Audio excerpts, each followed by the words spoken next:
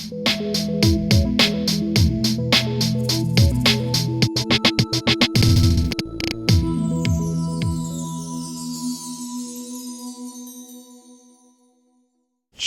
Besselink, are you the CEO or founder of Learning Lab?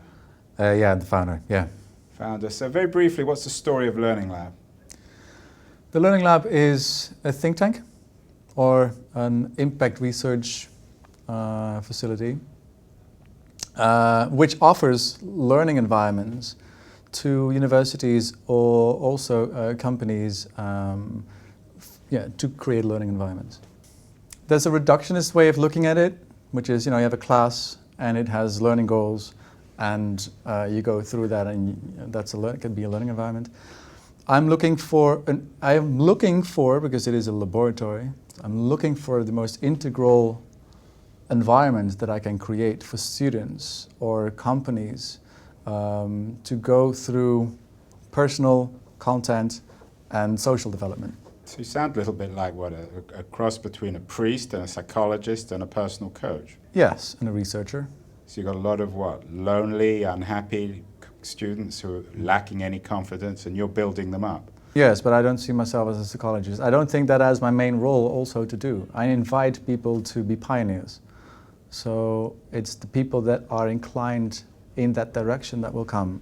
Those are not the most shy people or the people that have least confidence. There's people that have the feeling that there is something in them that hasn't come out yet. And they are willing to take risks. So I already start with people that say, okay, wait a minute, there must be something else. I tell them basically this is not a course for students. So you're not going to sit back and sponge up the stuff that we will be providing. This will be about what matters really to you and what matters to the subject matter that we're dealing with. And then we go all the way, so whatever it takes to create something meaningful on that. And as we're doing it, we learn. We learn as human beings, we learn as scientists, we learn as artists, we learn as entrepreneurs to do that. And so it is a reverse structured course. First we venture in and then we distill the meaning of that experience. An adventure coach of life, is that one way of putting it? So that's one part of it. Yeah, it's a funny way of putting it. Adventure coach of life. That's one part of it. There's also a scientific part of it, an academic part of it. But I think that you need to integrate these different roles. What are the economics of the Learning Lab? Are you funded by the state? Are you part of the university? No, so it's completely independent. It's private. It's private, and it offers. So it is funded by the universities or the companies that want to have that in their own institution. So how does it work? Do you have classes or are they one-on-one experiences with the students?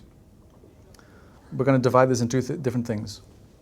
With students, if I work at universities, we have classes or time together with groups of students or individually, depending on what's needed. That's what I do for universities or maybe for schools. But the same sort of thing, which is a co-creational process and a learning process you can go through when something needs to be created, for example, in a city. If a part of the city needs to be redeveloped, there are so many different stakeholders involved, and none of them know really how to cooperate and create something together. The only tools that we have for that is negotiation, politics, or interest, trying to find either a consensus or not, power politics.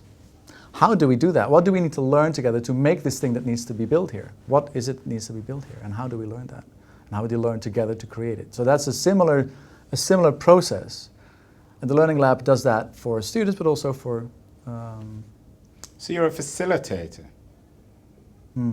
Yeah. So how come that... So it is...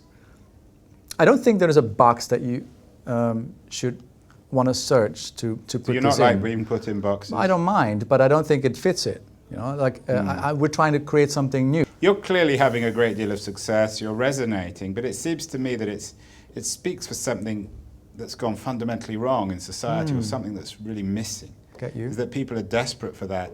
I get you. Desperate for that direction, that adventure, that opportunity. True. And you're someone who clearly establishes an immediate intimacy with students, you're and right. they trust you. You're right. I mean, I'm trying to create a safe environment in which they can develop themselves. And I do see that there's a big lack. Do you think if you become mainstream, though, you'll lose your effectiveness? Do you think you always have to be marginal?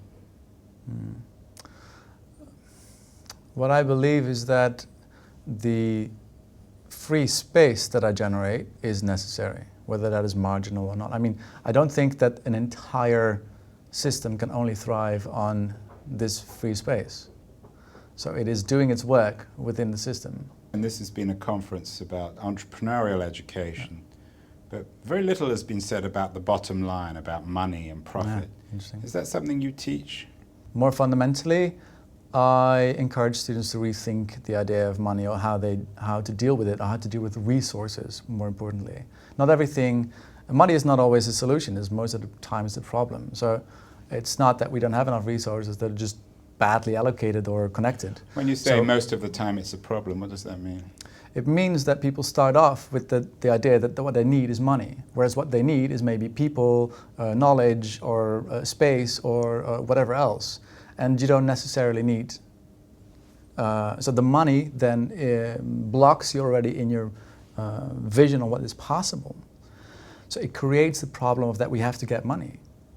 And then all the organization starts working to get that money, rather than doing what's really needed or asked.